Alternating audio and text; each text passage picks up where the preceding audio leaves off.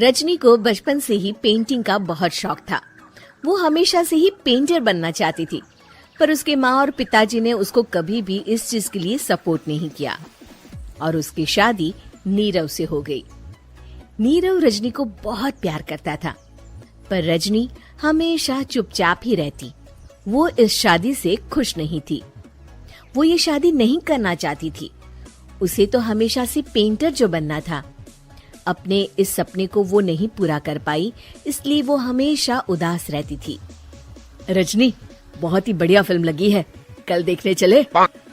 नहीं जी, कल मुझे बहुत काम है, मैं नहीं जा पाऊंगी। अच्छा तो कोई बात नहीं, संडे को चलते हैं। देखिए, मुझे फिल्म देखना पसंद नहीं है। आपको जाना है तो चले जाइए। नीरव को मना करके रजनी वहाँ से चली जाती है और अपने बैग को खोलकर उसमें बंद पड़े ब्रश और कलर्स को देखकर रोने लगती है। रजनी, चलो ना कहीं बाहर खाने चलते हैं, कुछ तुम्हारी पसंद का। जी, मुझे नहीं जाना, मेरी तबीयत ठीक नहीं है। रजनी वहाँ से चली जाती है। नीरव को समझ नहीं आता कि रजनी उससे इतना दूर क्यों रहती है। वो जब भी उसके साथ वक्त बिताना चाहता है, रजनी कोई ना कोई बहाना बना देती है। एक दिन घर पर कोई नहीं था। रजनी घर का सारा काम जल्दी से खत्म कर लेती है। घर पर अकेले होने के कारण वो सोचती है कि वो आज पेंटिंग करेगी। वो अपने कमरे में जाकर पेंट ब्रशेस और कलर्स निकालकर जैसे ही कलर मिक्स कर रही होती है कि दरवाजे पर बेल बज जाती है। अब कौन आ गया इस वक्त? इतनी मुश्किल से तो मुझे पेंट करने का मौका मिला है। रजनी दरवाजा खोलती है तो उसकी सास अपनी सहेलियों के साथ खड़ी होती है और सब घर के अंदर आ जाते हैं।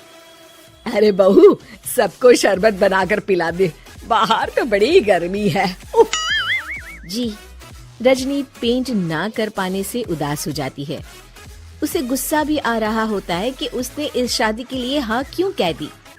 वो रसोई में जा रही होती है कि उसकी सास उसे रोकती है। बहू, सबके खाने का भी इंतजाम कर लेना, आज का लंच तो ये सब यहीं करेगी। हाँ। रजनी बिना कुछ कहे रसोई में चली जाती है। सबके लिए खाना बनाती है। सब खाना खाते हैं और रजनी घड़ी देखती है कि ये सब कब जाएंगे ताकि वो अपनी पेंटिंग कर सके। जब शाम होती है तब सब चले जाते हैं अपने घर। अरे बहू, सब तेरे खाने की तो बहुत तारीफ कर रहे थे, सबको बहुत अच्छा लगा खाना।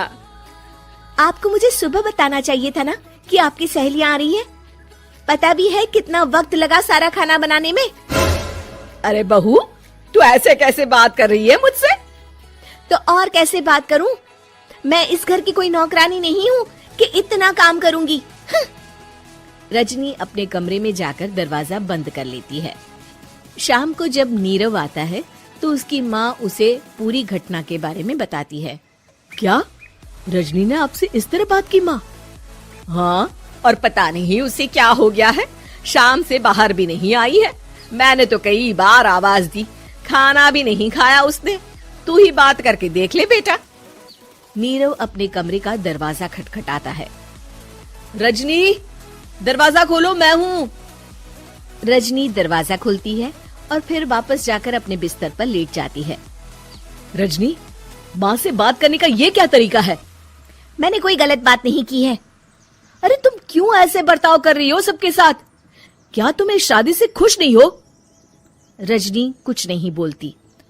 अरे बताओ मुझे रजनी, क्या ये शादी तुम्हारी मर्जी के खिलाफ हुई है? हाँ, मैं ये शादी कभी नहीं करना चाहती थी। तुमसे क्या, मैं किसी से भी शादी नहीं करना चाहती थी।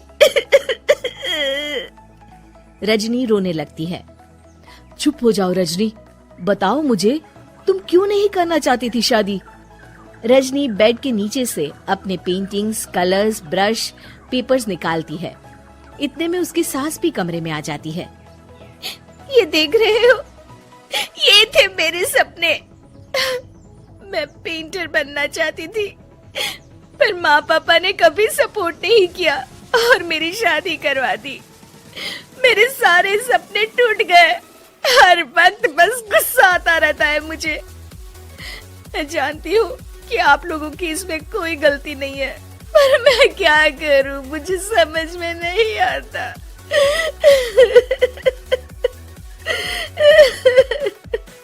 रजनी फूट फूट कर रोने लगती है। मुझे माफ कर दीजिए, आप दोनों के साथ मैं बहुत बुरा बर्ताव कर रही हूँ। अरे रजनी बेटा चुप हो जाओ तुम। नीरव पानी लेकर आता है। ये लो पानी पियो और शांत हो जाओ। रजनी पानी पीती है और उसकी सास पेंटिंग्स देख रही होती है। अरे नीरव, हमें तो पता ही नहीं था कि हमारी बहू कलाकार है। अरे कितनी अच्छी पेंटिंग्स बनाई है, देखो तो। ये वाली तो मैं अपने कमरे में ले जाऊंगी। आपको ये पेंटिंग्स अच्छी लगी? अच्छी नहीं, बहुत अच्छी लगी। और तुमने हमें बताया क्यों नहीं? तुम जब चाहे पेंटिंग कर सकती हो रजनी। हम तुम्हारे सपनों को पूरा करने में तुम्हारा पूरा साथ देंगे। हाँ बेटा, हम कला की कद्र करते हैं। हम कलाकार तो नहीं, पर मुझे गर्व है कि मेरी बहू एक कलाकार है। रजनी, नीरव और सास तीनों हंस पड़ते हैं।